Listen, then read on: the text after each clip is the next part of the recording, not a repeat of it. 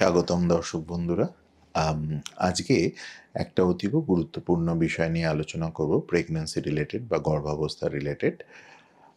সারা পৃথিবী জুড়েই দেখা যাচ্ছে যে মহিলাদের বয়স উইথ ফার্স্ট প্রেগন্যান্সি, প্রথম প্রেগন্যান্সি যখন আসছে অথবা সাবসিকুয়েন্ট প্রেগন্যান্সিও যখন হচ্ছে, তাদের বয়সটা কিন্তু বেড়ে যাচ্ছে এবং এটা সারা পৃথিবী জুড়েই একটা ট্রেন্ড। পরিসংখ্যান বলছে প্রায় 19% মহিলা of all ages are getting pregnant after 35 years. 35 বছরের ওপর প্রায় 19% মহিলা প্রেগনেন্ট হচ্ছেন। এর মধ্যে প্রায় 11% হচ্ছে প্রথম প্রেগনেন্সি, কিন্তু তাদের 35-এর পরে হচ্ছে। নাও এই যে বেশি বয়সের প্রেগনেন্সি বা 35-এর ওপর যে প্রেগনেন্সি, তার কিছু সিগনিফিকেন্স আছে। কারণ কি, এই ধরনের প্রেগনেন্সিতে ক্ষেত্রে বোথ মাদার এবং ফিটাস, মানে যেটা গর্ভস্থ ভ্রূণ বা বাচ্চা, তার এবং মা দুজনেরই কিছু কিছু কনসিকুয়েন্স, কিছু ইস্যু বা কিছু কিছু রিস্ক থাকে। সেই জন্যই আজ আমি ডক্টর প্রদীপ গোস্বামী, কনসালটেন্ট গাইনোকোলজিস্ট এবং ফিটাম অ্যান্ড ওয়েলনেসের ডিরেক্টর, বেশি বয়সের গর্ভাবস্থা কি এবং কিভাবে সেটাকে অ্যাড্রেস করা উচিত, সেই ব্যাপারে আপনাদের সামনে কিছু আলোচনা করব। হোয়াট ইজ লেট প্রেগন্যান্সি বা বেশি বয়সে গর্ভাবস্থা বলতে আমরা কী বুঝি? সাধারণত স্ট্যাটিস্টিক্যালি সারা পৃথিবী জুড়ে 35 বা ততোর্ধ্ব যে মহিলারা বাচ্চা হচ্ছেন, তাদেরকে আমরা এল্ডারলি প্রেগন্যান্সি অর বেশি বয়সের গর্ভাবস্থা হিসেবে ক্লাসিফাই করে থাকি। এবং ইউজুয়ালি বেশিরভাগ ক্ষেত্রেই এই ধরনের pregnancy is classed as high risk or উচ্চ ঝুঁকির গর্ভাবস্থা হিসেবেই আমরা মনে করি, যদিও ব্যাপারটা আজকালকার দিনে একদমই আনকমন নয়। কেন এই ব্যাপারটাকে আমরা এতটা গুরুত্বপূর্ণতা দিই? পরিসংখ্যান বলছে যে দেয়ার আর ডিফারেন্ট ট্রায়ালস, পৃথিবীতে বিভিন্ন ধরনের ট্রায়াল এই ধরনের মহিলাদের ক্ষেত্রে হয়েছে এবং সেটা দেখা গেছে যে ফাস্টার ট্রায়াল বা এই ধরনের যে ট্রায়ালগুলো হয়েছে, তাতে করে এই ধরনের মহিলাদের যে বাচ্চারা আসছে, তাদের ক্ষেত্রে কিন্তু ক্রোমোজোমাল এবং বার্থ ডিফেক্ট দুটোই বেশি থাকতে পারে এবং সেই কারণে তাদের ক্ষেত্রে এক্সট্রা অ্যাটেনশন দিতে হতে পারে। আবার অনেক ক্ষেত্রেই এই ধরনের বেশি বয়সের মহিলাদের ক্ষেত্রে কিছু কিছু মেডিকেল প্রবলেমস থাকে। ধরুন কারোর সুগার থাকলো, কারোর প্রেশার থাকলো বা অন্যান্য কোনো সমস্যা থাকলো, ওবেসিটি অফটেন অ্যাসোসিয়েটেড এই ধরনের 35-এর ঊর্ধ্ব মহিলাদের ক্ষেত্রে অনেকেই বেশি ওভারওয়েট হন। এছাড়া অনেকেরই ইউট্রাসে ফাইব্রয়েড বলে একটা টিউমার থাকে, পিরিয়ডের কিছু কিছু সমস্যা থাকে, যার ফলে তারা যখন প্রেগন্যান্ট হন, এই ধরনের জিনিসগুলো আমাদের অ্যাড্রেস করতে হয়, অপটিমাইজ করতে হয়। আইডিয়ালি যেগুলো প্রি প্রেগন্যান্সি স্টেটে করে নেওয়াটাই বাঞ্ছনীয়। নেক্সট প্রশ্নটা হচ্ছে যে is it difficult to get pregnant after 35? 35-এর পরে কি প্রেগনেন্ট হওয়াটা difficult? Yes, to some extent, কিছুটা ক্ষেত্রে এটা ট্রু। দেখা গেছে যে প্রতি বয়স বাড়ার সঙ্গে সঙ্গে মহিলাদের প্রজনন ক্ষমতা, যা reproductive capacity, with every passing ইয়ার কমতে থাকে। সেই কারণে যদিও normal pregnancy is not that uncommon, চেষ্টা করলে প্রেগন্যান্সি চলে আসে, কিন্তু যারা প্রেগন্যান্সির চেষ্টা করছেন তাদের যদি আফটার সার্টেন টাইম 4-6 মাসের মধ্যে প্রেগন্যান্সি না আসে এবং তারা যদি 35-এর ঊর্ধ্ব হন, তাদের ক্ষেত্রে কিন্তু ডাক্তারের সাহায্য নিতে হবে। নেক্সট কোয়েশ্চেন যেটা আসছে, is it safe to take a pregnancy after 35 years of age in the mother? মায়ের বয়স যদি 35-এর বেশি হয়, তাহলে প্রেগন্যান্সি নেওয়াটা কি safe? Answer is certainly yes, এবং একদমই হ্যাঁ, যদি সেই প্রেগন্যান্সিটা সঠিকভাবে, সঠিক ওয়েতে, বিজ্ঞানের সাহায্য নিয়ে ম্যানেজ করা হয়, তাহলে বেশিরভাগ ক্ষেত্রেই এই ধরনের প্রেগন্যান্সির সঙ্গে যে জটিলতা অ্যাসোসিয়েটেড থাকে বা প্রেগন্যান্সি চলাকালীন যে জটিলতা ডেভেলপ করতে পারে, কমপ্লিকেশনস ডেভেলপ করতে পারে, সেগুলোকে ম্যানেজ করে সুস্থ বাচ্চা ঘরে নিয়ে যাওয়া সম্ভব হয়। নাও এই ধরনের উচ্চ বয়সের গর্ভাবস্থা বা pregnancy with advance maternal age কী কী সমস্যা যুক্ত থাকতে পারে? প্রাথমিকভাবে মিসক্যারেজ এবং স্টিল বার্থের incidence compare to the lower age group is certainly high. যে প্রেগন্যান্সি আসার পরে সেটা নষ্ট হয়ে যেতে পারে, অথবা প্রেগন্যান্সি চলাকালীন সঠিক যদি ডিটেকশন এবং ট্রিটমেন্ট না হয়, বাচ্চা পেটে থাকাকালীন মারা যেতে পারে। এর সঙ্গে ব্লাড প্রেশার প্রবলেম যদি কারোর নাও থাকে প্রেগনেন্সি আসার আগে, তার কিন্তু প্রেগনেন্সি চলাকালীন ব্লাড প্রেশার বাড়তে পারে, এবং যেটা একটা সিগনিফিক্যান্ট সমস্যা হিসেবে প্রেজেন্ট করে, যাকে আমরা প্রি এক্ল্যাম্পসিয়া বলি, যেখানে apart from blood pressure brain, kidney, liver সব কিছুই কিন্তু এফেক্ট হতে পারে। এর সঙ্গে কারুর যদি প্রেগনেন্সি আসার আগে সুগার নর্মালও থাকে, প্রেগনেন্সি চলাকালীন জেস্টেশনাল ডায়াবেটিস অথবা সুগারের পরিমাণ বাড়তে পারে। এর সঙ্গে এই ধরনের মহিলাদের ক্ষেত্রে বিভিন্ন কারণে, ট্রিটমেন্টজনিত কারণে অথবা স্বাভাবিকভাবে প্রিটার্ম লেবার এবং প্রিম্যাচিওর বেবি ডেলিভারি করার সম্ভাবনা অনেকটাই বেশি থাকে। এই ধরনের মহিলাদের ক্ষেত্রে সিজারিয়ান ডেলিভারির চান্স অনেকটা বেশি থাকে, এবং বাচ্চাদের নিওনেটাল কেয়ার অ্যাডমিশনের risk compare to other pregnancy বেশি থাকে। এছাড়া খুব গুরুত্বপূর্ণ জিনিস যেটা, এই ধরনের মহিলাদের ক্ষেত্রে যারা উচ্চ বয়সের গর্ভাবস্থা, তাদের ক্ষেত্রে chromosomal problem of the foetus এবং birth defect of the foetus একটা অতীব গুরুত্বপূর্ণ জিনিস।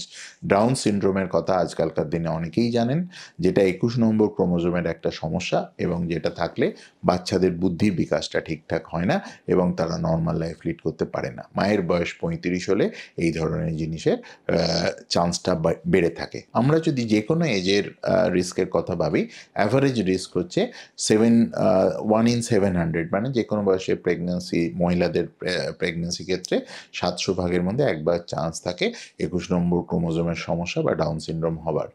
এই জিনিসটা যখন মায়ের বয়স 35 হয়ে যায়, তখন সেই সম্ভাবনাটা প্রায় ডবল হয়ে যায়, মানে 350-র মধ্যে 1। এই সংখ্যাটা যখন 40 হয়ে যায়, মায়ের বয়সটা যখন 40 হয়ে যায়, রিস্কটা প্রায় 100-র মধ্যে 1 হয়ে যায়, এবং মায়ের বয়স যদি 45-এর কাছাকাছি চলে আসে, তাহলে সেই রিস্কটা 50-এর 1 in 50 বা তার থেকেও বেশি সম্ভাবনা হয়ে থাকে। সুতরাং এই ধরনের জিনিসের ক্ষেত্রে মায়ের বয়স একটা ভেরি ইম্পর্টেন্ট ভ্যারিয়েবল। মিসক্যারেজের রিস্ক কি এই ধরনের মহিলাদের ক্ষেত্রে বেশি থাকে? ইয়েস, যে কোনো প্রেগনেন্সিতেই মিসক্যারেজ হতে পারে। দেখা গেছে আপ টু 10-15% ক্ষেত্রে যে কোনো বয়সের মহিলাদের ক্ষেত্রেই কিন্তু মিসক্যারেজের রিস্ক থাকে। সেটা প্রথম 3 মাসের মধ্যে হলে আমরা তাকে ফার্স্ট ট্রাইমেস্টার মিসক্যারেজ বলি। 3 মাসের পর থেকে যদি 6 মাসের মধ্যে হয়, তাকে আমরা সেকেন্ড ট্রাইমেস্টার মিসক্যারেজ বলি। এই ধরনের মহিলা যাদের বয়স 35 বা তার ঊর্ধ্ব, সেই রিস্কটা কিন্তু প্রায় 25% অবধিও যেতে পারে, মানে 20-25% অবধিও মিসক্যারেজের রিস্কটা যেতে পারে। সুতরাং বেশি বয়সের মহিলাদের ক্ষেত্রে মিসক্যারেজের রিস্ক কিন্তু নর্মাল পপুলেশনের থেকে বেশি। সেই জন্যই এটা অত্যন্ত গুরুত্বপূর্ণ এই ধরনের পপুলেশনের ক্ষেত্রে মিসক্যারেজের কারণ যদি কিছু থাকে, সেটা প্রি প্রেগনেন্সি স্টেজ থেকে ইনভেস্টিগেশনস করে জেনে নিয়ে এবং সঠিক ব্যবস্থা নিয়ে মিসক্যারেজ যাতে রিস্কটাকে মিনিমাইজ করা যায়, প্রিভেন্ট না করা গেলেও মিনিমাইজ করা যায়, সেই চেষ্টার কথা আমাদের ভাবতে হবে। বাচ্চাদের ক্রোমোজোমাল সমস্যা অথবা ডাউন সিনড্রোমের কথায়, যেটা বেশি বয়সের মহিলাদের ক্ষেত্রে প্রেগনেন্সি ক্ষেত্রে একটা গুরুত্বপূর্ণ ইস্যু।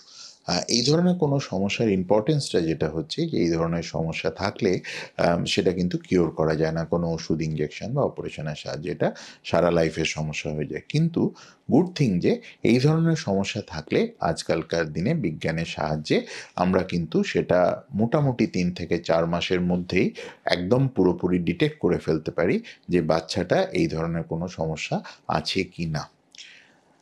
ব্লাড সুগার এবং ব্লাড প্রেশার দুটোই অত্যন্ত গুরুত্বপূর্ণ জিনিস।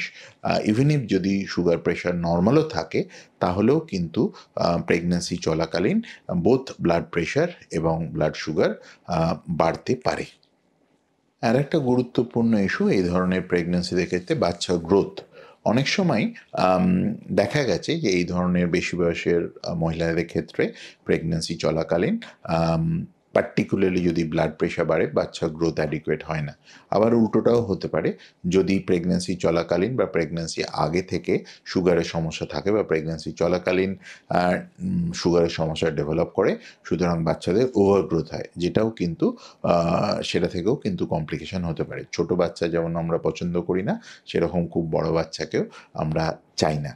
তো এই সমস্ত কারণে বাচ্চা গ্রোথ রিলেটেড ইস্যুর ক্ষেত্রেও আমাদের কিন্তু এই উচ্চ বয়সের যে গর্ভাবস্থা, প্রেগনেন্সি ইন এল্ডারলি পেশেন্টস, তাদের ক্ষেত্রে আমাদের নোটিস বা অ্যাটেনশনটা থাকতে হবে। এবার আপনারা যদি বেশি বয়সে প্রেগন্যান্সির কথা ভাবেন, আপনারা কিন্তু নিজেদের হেল্প করতে পারেন থ্রু ফিউ সিম্পল থিংস, যেটা করে কিন্তু আপনি আপনার ডাক্তারকেও সাহায্য করবেন এবং নিজেদেরও সাহায্য করবেন যাতে কোনো কমপ্লিকেশন মুক্ত প্রেগন্যান্সি আপনি পেতে পারেন। কি কি পেতে পারেন? নাম্বার ওয়ান হচ্ছে গুড লাইফস্টাইল। প্রেগন্যান্সি আসার আগে থেকেই গুড লাইফস্টাইল, যেমন ধরুন পরিমিত খাবার, high protein, less calorie, junk foods avoid করা ইত্যাদি। একটা রেগুলার ফিজিক্যাল অ্যাক্টিভিটি এবং এক্সারসাইজ, এই দুটোর সাহায্যে আপনার ওয়েটটা যাতে সঠিক থাকে, ওভারওয়েট না হয়ে যান। যারা স্মোকিং করেন তাদের অবভিয়াসলি স্মোকিং ছেড়ে দেওয়ার কথা ভাবতে হবে। অ্যালকোহলের যে পরিমাণটা অত্যন্ত বুঝে শুনে পরিমিত অ্যামাউন্ট খেতে হবে, ওভার ইটিং অফ অ্যালকোহল এগুলো খাওয়া যাবে না। লাইফস্টাইল মডিফিকেশনস, এই জিনিসটার কথাও আমাদের ভাবতে হবে।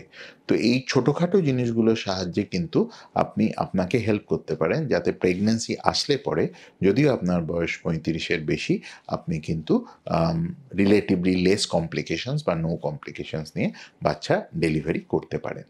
আর একটা জিনিস অনেক ক্ষেত্রেই ভাবা হয়, পার্টিকুলারলি যে সমস্ত উন্নততর দেশ, পশ্চিমী দেশ যেগুলো আছে, ওয়েস্টার্ন কান্ট্রিজ, তাদের ক্ষেত্রে এই ধরনের যারা মহিলা প্রেগন্যান্সি কথা বেশি বয়সে ভাবেন, তারা ইউজুয়ালি একটা প্রি প্রেগন্যান্সি কাউন্সেলিং নিয়ে নিতে পারেন।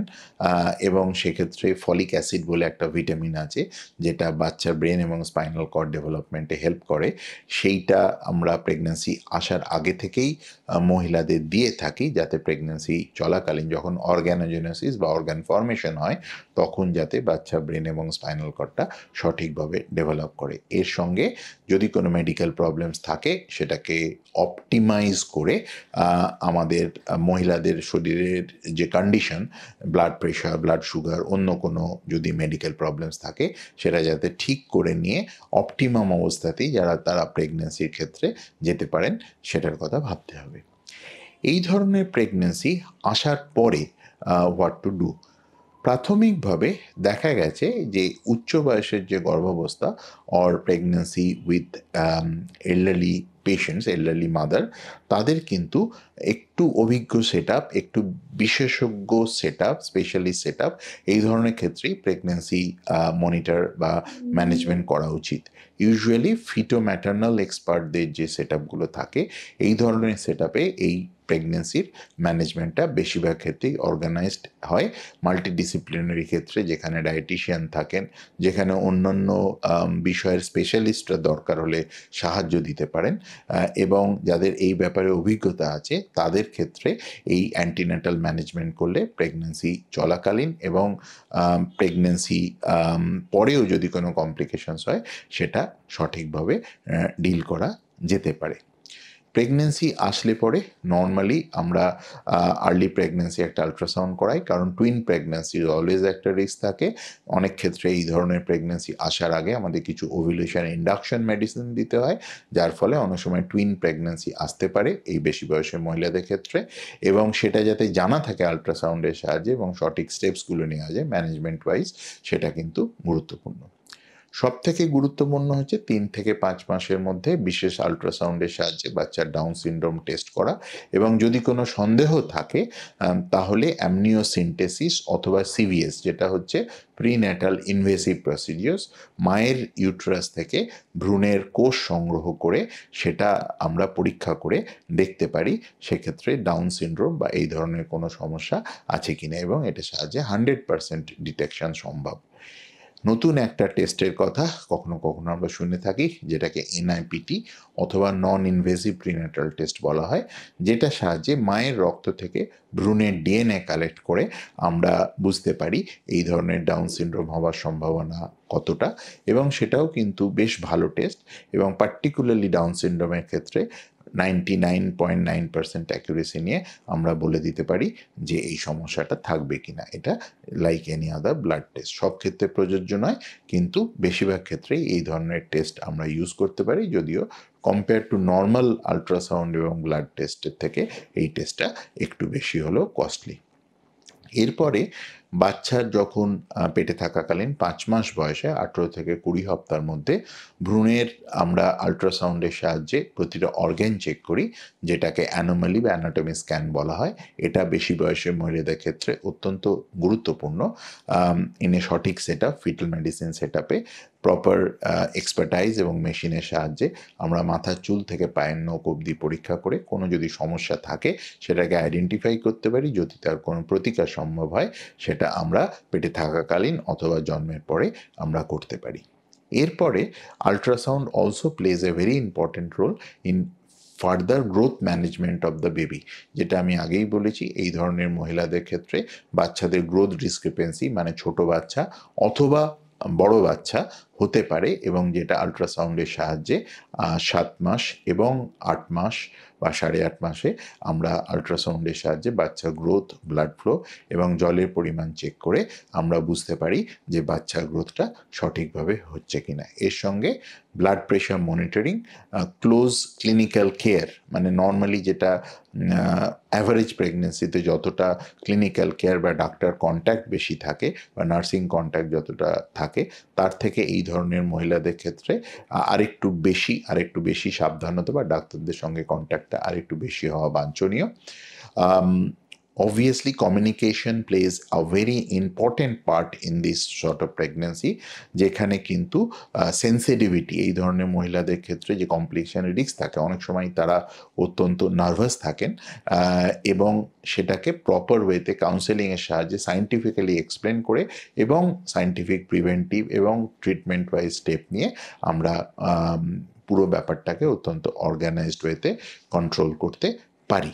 এবার আসছি কখন এই ধরনের মহিলাদের ক্ষেত্রে ডেলিভারির কথা ভাবতে হবে। যদি কোনো কমপ্লিকেশনের কারণে সময়ের আগে ডেলিভারি করতে হয়, যেটা অনেক ক্ষেত্রেই করতে হয়, যে বাচ্চা বাড়ছে না, ব্লাড প্রেশার খুব বেশি হয়ে গেছে, তাহলে কিন্তু আমাদের জন্মের অনেকটা সময় আগে কখনো কখনো ডেলিভারি করতে হয়। কিন্তু যদি সব কিছু ঠিকঠাক থাকে, ইউজুয়ালি আমরা 38-39 উইকস এর পরে এই ধরনের প্রেগন্যান্সিকে অ্যালাউ করি না এবং তাদের আমরা মোটামুটি ডেলিভারির কথা ভেবে থাকি। As far as the delivery options, যদি আর কোনো কমপ্লিকেশানস না থাকে তাহলে নর্মাল ডেলিভারি ইম্পসিবল নয়। কিন্তু যদি কমপ্লিকেশানস থেকে থাকে তাহলে বিভিন্ন কারণে এবং জাস্টিফাইড যদি হয় তাহলে কিন্তু আমাদের সিজারিয়ান সেকশনের কথা ভাবতে হয়, এবং দেখা গেছে যে বিভিন্ন কারণে এই এজ গ্রুপের মহিলাদের ক্ষেত্রে অপারেটিভ ডেলিভারি বা সিজারিয়ান সেকশনের চান্স কিন্তু একটু বেশি থাকে।